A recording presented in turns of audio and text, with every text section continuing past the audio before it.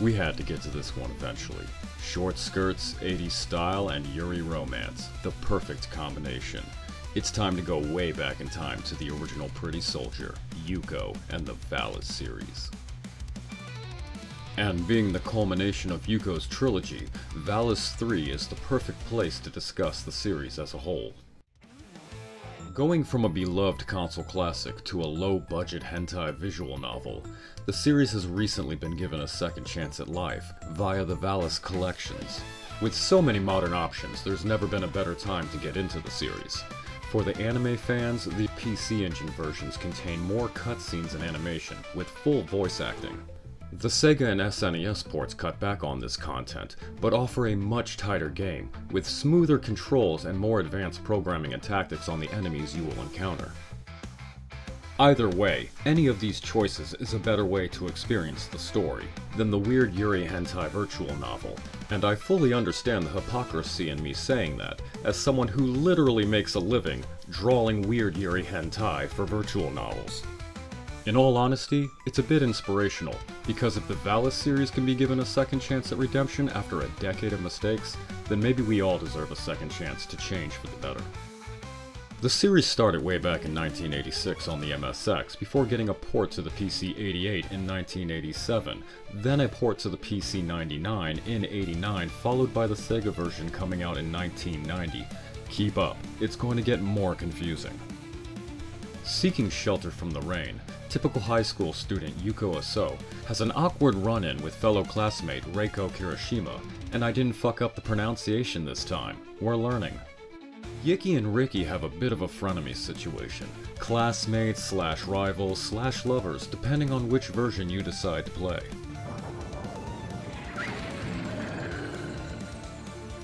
Hey girl, let me get them digits.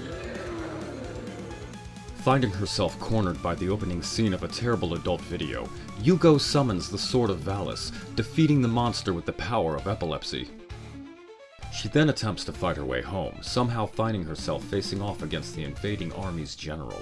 Easily defeating him, she is transported away to the dream world, Venkanti. It is here that she meets Queen Valia, and receives her classic golden bikini armor, and a mission to defeat the evil Emperor Roglis. You knock out a few battles, have your fated duel with Reiko, a short moment to emote over the bromance, and then it's off to the evil lair to quickly dispose of the main baddie. Yes, that was a short summary, but these are some incredibly short games. Valis 2, or Sword of Valis, is all over the place, with each variant of the games being even more separated than the first title. Reiko's ghost appears to Yuko, warning her of a new enemy, Magus, who has taken over the throne for his departed brother. We return to Vacanti only to discover that Queen Valia has been killed during the last attack, and that Yuko is actually one of her daughters, sent away to the human world for her own protection. Gaining the Lethus sword and her new red bikini armor, she sets off for revenge against the demonic army, quickly defeating the new evil emperor, only to discover his goal was to destroy the Blade of Valis so it could no longer corrupt him. The last emperor is defeated, and Vacanti is at peace. And Yuko has been allowed a several-year reprieve to enjoy living her life as just another student. However, the Dark World has begun disappearing into the void, with King Glamis rising up to lead a new army into the human world, creating a divide between the inhabitants who have formed a resistance. Among them is Cham, who takes it upon herself to retrieve the Valis sword in order to stand up to this new self-imposed ruler. Yuko immediately takes to the streets in hot pursuit while sporting some stylish pink jammies, catching up with Cham only to see her captured by a random henchman working for King Glamis, losing the sword as he takes her away. Taking a leap of faith, Yuko catches up with the Valis sword mid-fall, transforming into her original gold armor and hitting the Wonder Woman pose as she ascends back to the rooftops.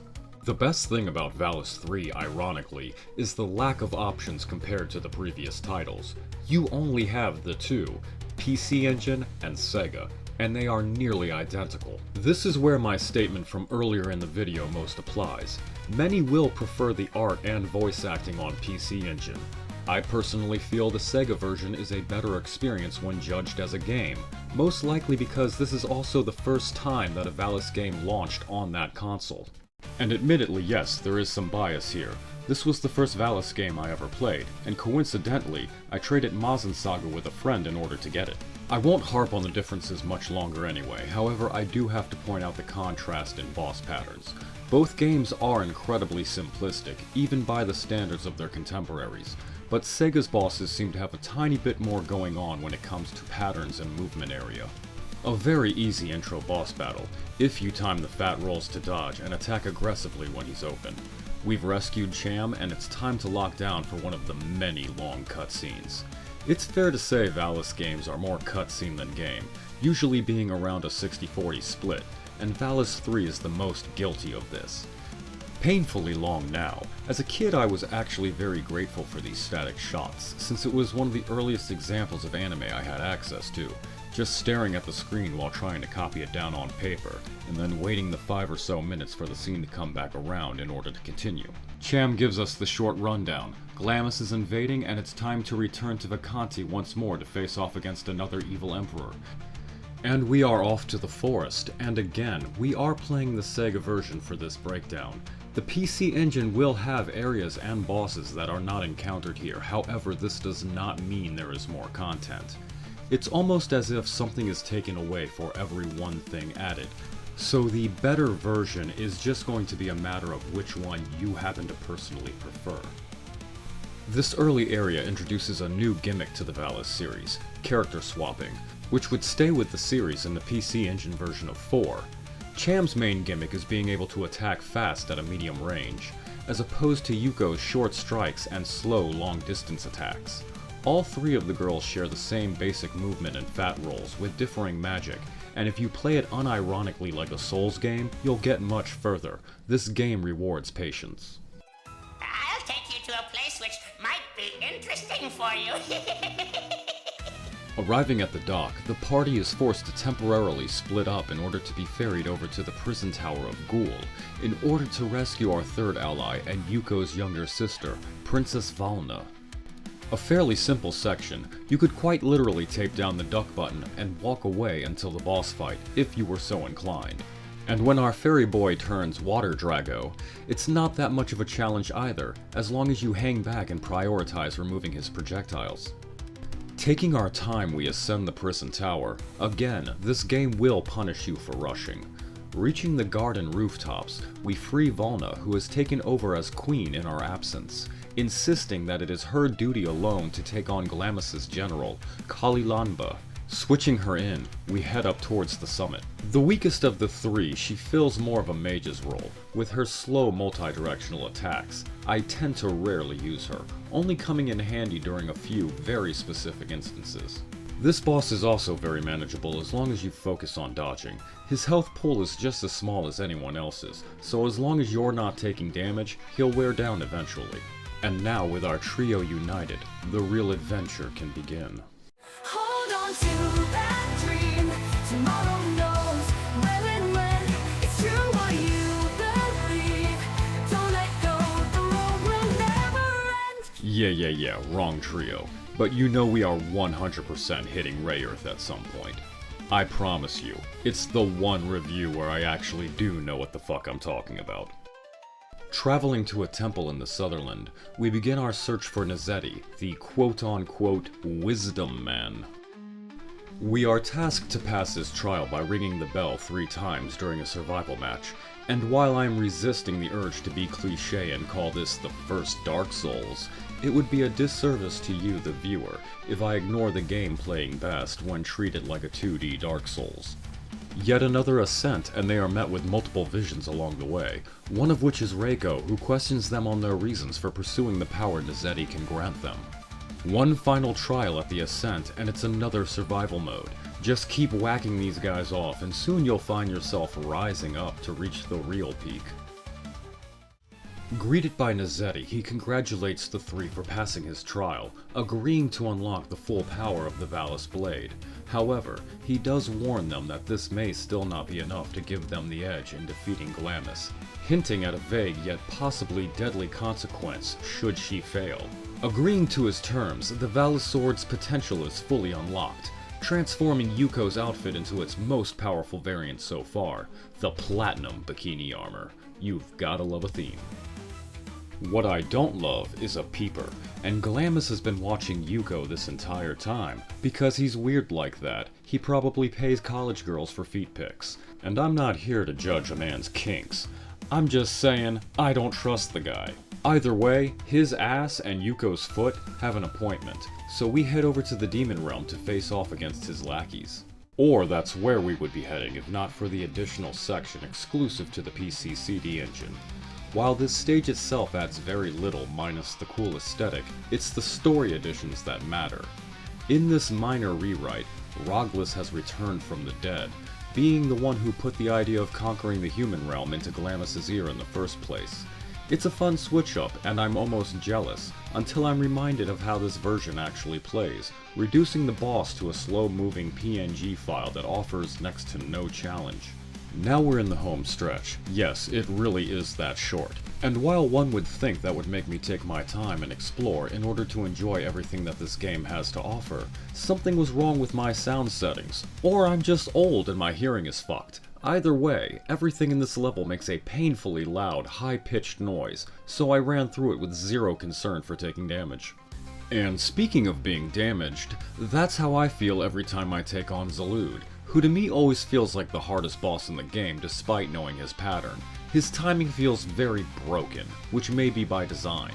From this point on, the game wants you to lose, almost as if it were an arcade game coming after your quarters, although I believe the reasoning behind it is to hide the short game length in the era of weekend video game rentals. I don't know what to say on this one, bro. Try to dodge and hope for the best. Ice Cap Zone. Do not let the insane obstacle course that this level presents discourage you. It's just the game bluffing. It knows you're about to win, and it's afraid.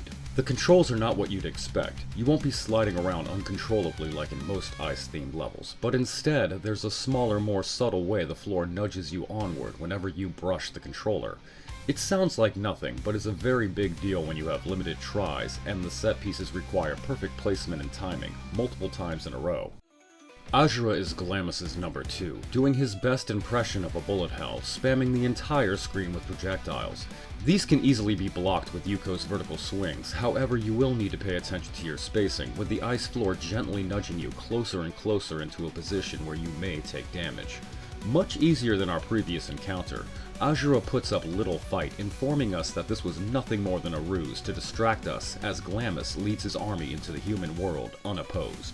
Quickly returning to the human world, the gang is met by maximum carnage, and the forces of Glamis tearing through the streets. Spotting his weird meat tower, they make their way over, ready to begin their final challenge.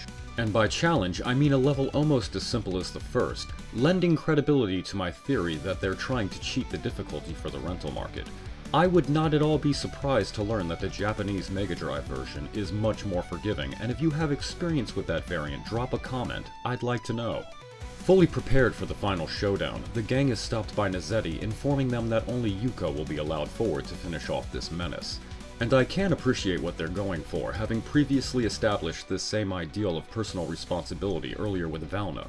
However, one has to wonder how different this final battle could have gone down if it took advantage of all three characters' subtle differences.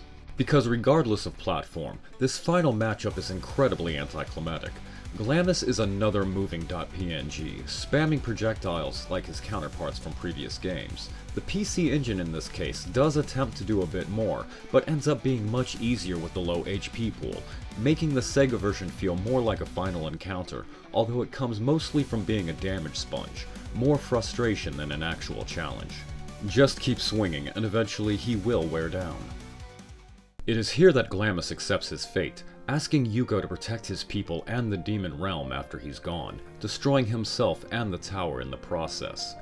Saying her goodbyes, Yuko too accepts her destiny, taking both blades with her as she disappears into the heavens, trading her mortal life and becoming the new goddess of Valis, never to be seen again. Until a few months later with the release of Deko Boko Densetsu Hara. I can't fucking read that. She's in a car game.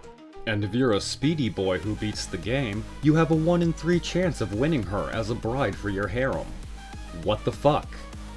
Ignoring that cameo, fans will be happy to know that she does return in Valis 4, passing down the mantle to a new warrior of Valis, Lena. And she is even playable in the Super Famicom version as a hidden palette swap, but we'll save that adventure for another video.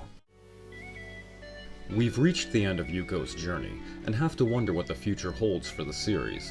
The most recent collection was released in 2024, so there is the tiniest hope it could one day get a real 5th entry. Even a fan game would be great. I would gladly work on the project myself if able to secure the rights. It can't cost that much, $50, $60? But for real, I'd like to thank the new viewers who've recently helped this channel get a little bit more exposure. These things take time to build, but we're mostly doing it for fun and to keep these older games and stories alive. Where we go next is still up in the air, but with Lunar Part 2 still in the works, it will most likely be another short one. And with that said, I will catch you in the next one.